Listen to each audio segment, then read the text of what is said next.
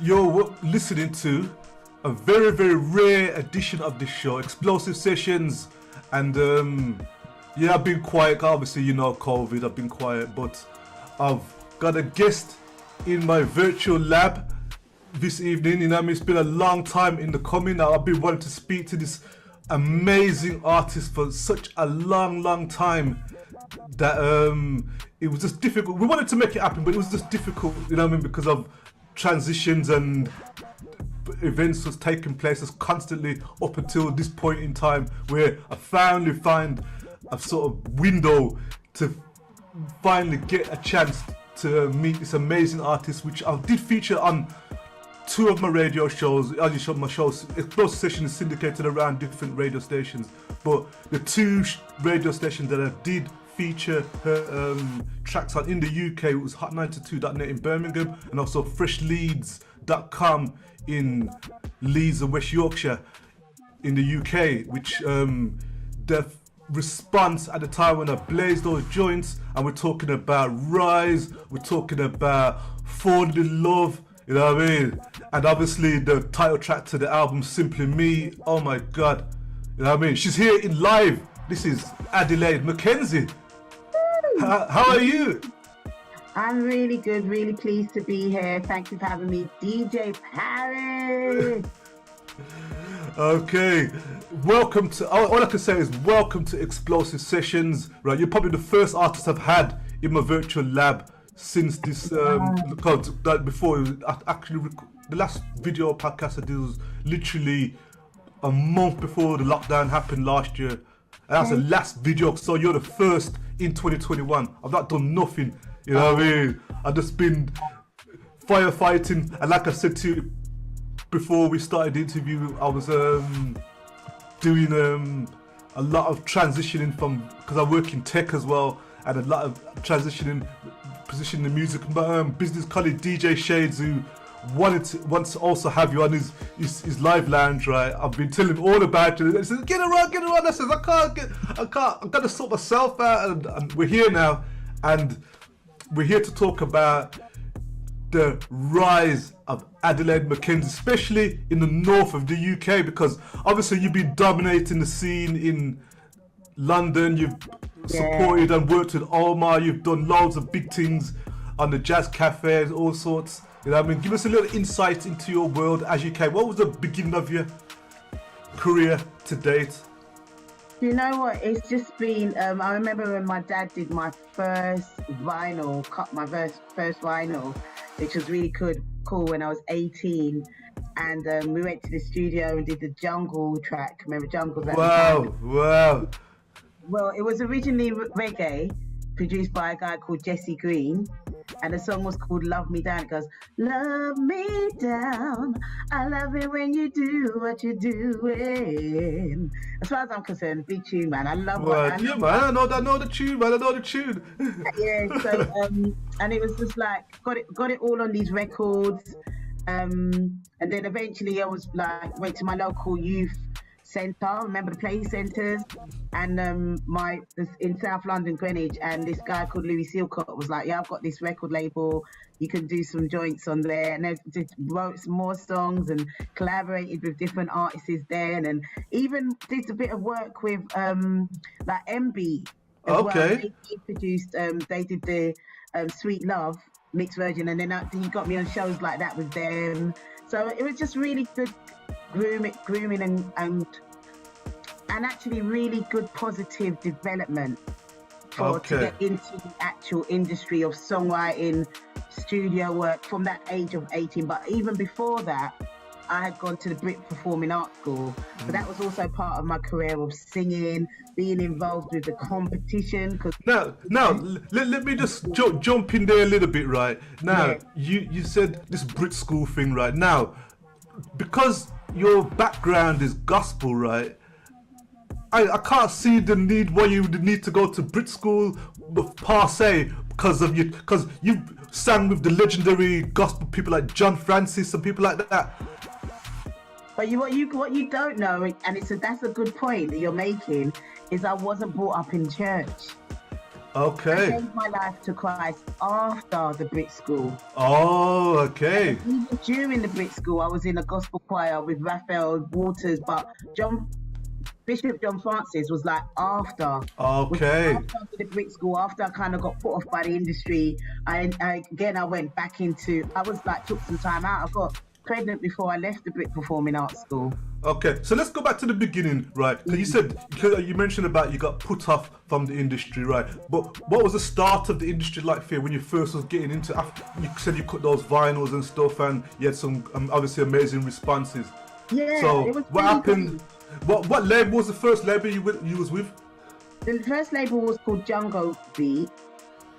But then the first label that you could say was First Light, because that was First Light Records that my dad put together for me for that song Love Me Down. Okay, so And your then dad the supported you on the first first record. Yeah, he's always been supportive. My family's always been supportive. So the first record was more about, okay, DJs, here we are. And the DJs was like, no, we don't want to hear it. It's too cheesy. And it was like, oh my gosh.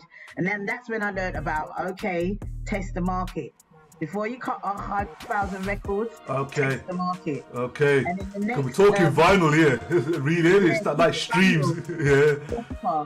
And then also in the career of when we did Jungle Beat, it was more about, okay, radio stations doing more performances, and lots of parks and boroughs do their festivals. Yes. And then also I was also managed to do some work with a guy called KMT. And then he Okay. got me introduced to the new MCs, and we did collaborations because they were MCing, freestyling. And so that was part of my career of doing lots of different events with them. So it was really about learning the craft of performance. So. And then, yeah. So you said you was learning the craft of your performance, right? But I caught one of your early interviews with I think it was Miles Crawford, and you said that a turning point was that you was on the 291 Club and they chipped a cup at you. Why with your amazing voice? How could that ever happen? They talk about rewind when the crowd say, "Bo, selector." I know there was a hostile crowd. Don't just boo people for the sake of it. We all know that. They booed But me before I even opened up my mouth. exactly. That was the English version of Apollo that happens in New Yeah. York. DJ Elaine. DJ Elaine. They weren't easy. But the person who threw the cup was drunk, came to me afterwards because the security guard, the female security guard, really made sure he came to me and said, look, you got to say sorry. And it was good that they said sorry, because that could have been the end of my career. But yes, you're right. But what impact has an artist did that have on you, as in going forward? What made you want to go forward after that? After that, it was about knowing that, you know what, I can go in front of any audience. They can be doing anything and I will still perform amazingly. That was the impact of that. Okay. That was the impact of that, knowing that I can hold the crowd. That next time I'm in front of the crowd, always make sure that they're being held. Their attention is being held. So what did you do straight after that then? What happened musically after that? Because I was 15, I was in Greycoats at Westminster School. Then I finished my GCSEs. Then I went to the Brit School, which you're aware of. And that's when I really got more opened up to the competition of markets, really trying to learn where did I fit in. And eventually realizing, you know what, I don't really fit in anywhere because I'm so talented. You can't fit me into a box, you know. Well, the thing why I have to agree with you talented is because of the versatility of the genres of music that you come on. Because you blend on the gospel, obviously, you blend on the reggae side of things. Obviously, Jamaican heritage gives you that edge, right? And then after that, you come on this deep R&B sound, this neo soul kind of sound, and obviously working with someone like one of them Flowetry girls is probably a massive influence on your current palette of music, if you like, to want of a better word. Absolutely, and it's that whole being exposed to jazz, reggae, and remember I'm coming from a cassette era.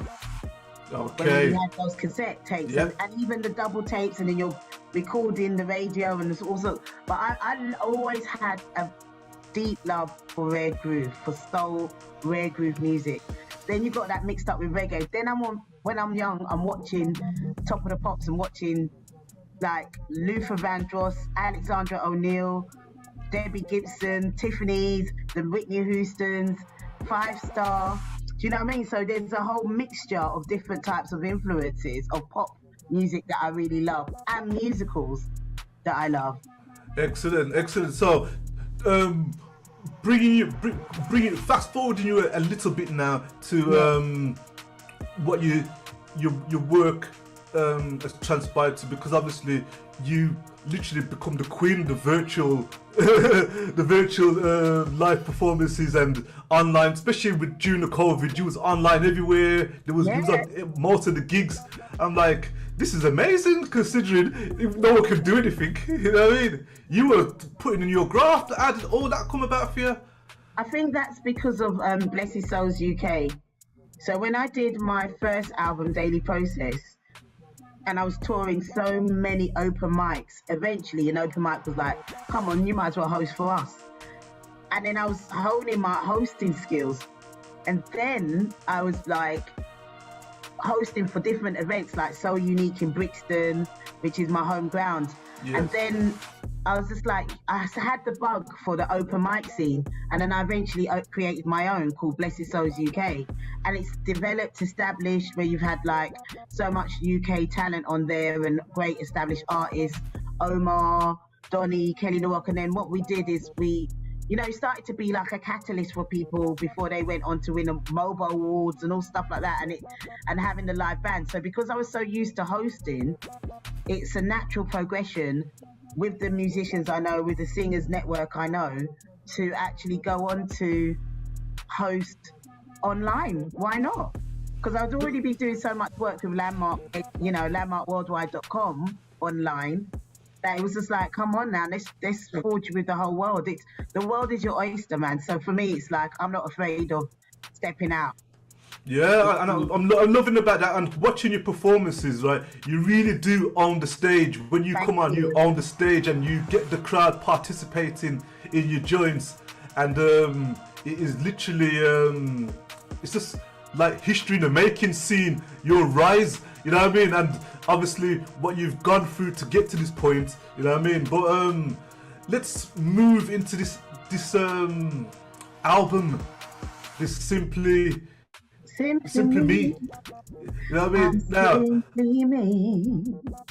the team behind this album, who helped you get this out, put this project together? Give enough kudos to Mark A. Crawford with the Mac Productions. So that's the Mac Music Productions. So he. And where are they based? Well, he's originally from Leeds, actually. Okay. And now, from Leeds. now it's outside of London, but it's about great musician, you know, produced most of the tracks. Then I had Gavin Holligan on some. Then I had Marcus Johnson with Paul Watson. And so it's just been an amalgamation of great musicianships and me songwriting, and that's how that came across with the Simply Me album.